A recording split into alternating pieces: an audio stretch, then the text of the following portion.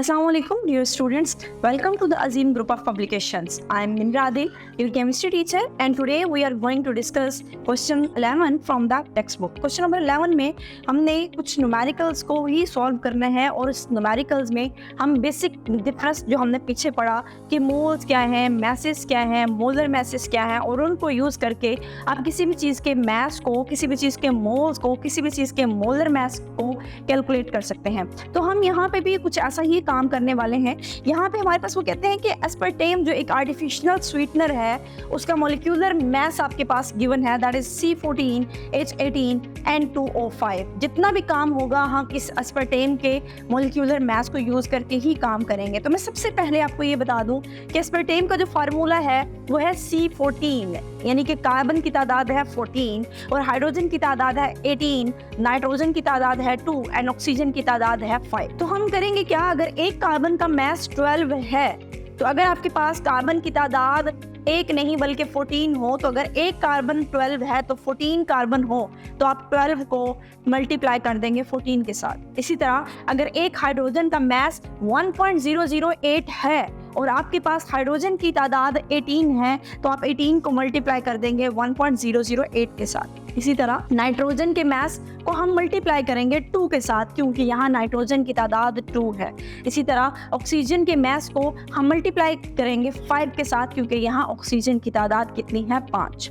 तो इन सब को जब ऐड अप करेंगे, यानी आप कार्बन के मैस, हाइड्रोजन के मैस, नाइट्रोजन के मैस और ऑक्सीजन के मैस को ऐड करते हैं तो जो हमारे पास मोलर मास आता है दैट इज 294 ग्राम पर मोल। अब इस डाटा को यूज करके हम बात करते हैं। सबसे पहला पार्ट है what is the mass of 1 mole of aspartame, यानी मोल्स कैलकुलेट करने का वही पुराना formula n is equal to small m divided by capital M। Small m जो हमारे पास है वो मुझे नहीं पता, तो मोलर मैस को मल्टीप्लाई जब उसके मोल से करूंगी तो मोलर मैस 294 है। 294 को जब मैं 1 से मल्टीप्लाई करूंगी उसके मोल्स के साथ तो हमारे पास आंसर क्या आएगा, 294 ग्राम पर मोल्स। पहले मोल्स कैलकुलेटेड थे, स्मॉल m कैलकुलेट करना था, मोलर मास गिवन था, तो मैंने यहाँ पे उसका जो मैस है उसको कैलकुलेट कर लिया। उसके बाद नेक्स्ट पार्ट है how many moles are present in 52 gram of aspartame, यानी आपने नंबर ऑफ मोल्स कैलकुलेट करने हैं।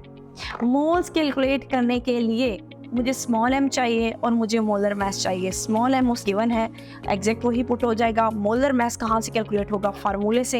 इन दोनों की वैल्यूज़ को जब मैं पुट करूँगी और डिवाइड करूँगी तो मेरे पास आंसर आएगा 0.177 जो कि क्या चीज़ है, मेरे पास मोल्स हैं उसके।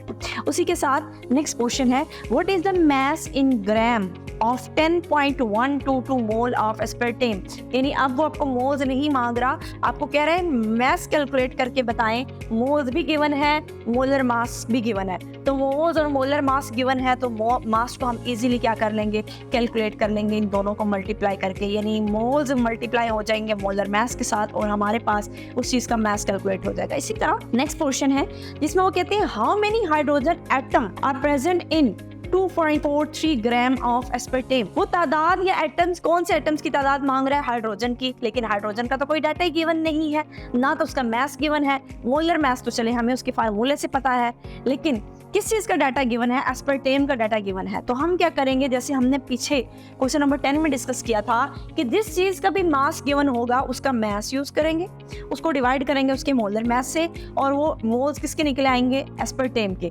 जब एस्पर्टेम के मोल्स आ जाएंगे फिर उनको यूज़ करके मैं हाइड्रोजन के एटम्स की तादाद भी कैलकुलेट कर लूँगी। तो यहाँ मैं क्या करूँगी, सबसे पहले मेरे पास गिवन मैस कितना है 2.43, मोलर मैस कितना है, बिल्कुल स्टेटमेंट में शुरू में उसके कार्बन, हाइड्रोजन, नाइट्रोजन और ऑक्सीजन को जब हमने ऐड किया था तो 294 आया था, वो 94 यहाँ पे लिखा हुआ है। उसके बाद आपने कैलकुलेट क्या करने हैं, number of hydrogen atom calculate करने के लिए फार्मूला है n is equal to small m divided by capital M multiply NA।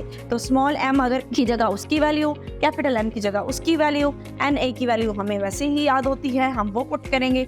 इन सब चीज़ों को जब पुट करेंगे तो मेरे पास मोल्स की तादाद, मॉलिक्यूल्स की तादाद आ जाएगी और वो कितनी है 4.975 मल्टीप्लाई 10 की पावर 21 मॉलिक्यूल्स। ये मॉलिक्यूल्स मेरे पास एस्पर्टेम के आए हैं, लेकिन मुझे एस्पर्टेम के मॉलिक्यूल्स नहीं चाहिए। मुझे किस चीज़ के मॉलिक्यूल्स चाहिए? मुझे चाहिए हाइड्रोजन के। तो मैं क्या करूँगी, हाइड्रोजन के कैलकुलेट करने के लिए मैं कह रही हूँ कि अगर एक मॉलिक्यूल एस्पर्टेम का हो, उसमें हाइड्रोजन की तादाद 18 है, लेकिन अगर आपके पास एक मॉलिक्यूल नहीं बल्कि आपके पास 4.975 मल्टीप्लाई 10 की पावर 21 मॉलिक्यूल्स हों, तो फिर हाइड्रोजन की तादाद कितनी होगी? आप सिंपली इस वैल्यू को मल्टीप्लाई कर देंगे 18 के साथ और हाइड्रोजन के नंबर्स को आप कैलकुलेट कर लेंगे। आई होप कि आपको आज के लेक्चर की समझ आ गई होगी। आज के लिए इतना ही। अल्लाह हाफिज़।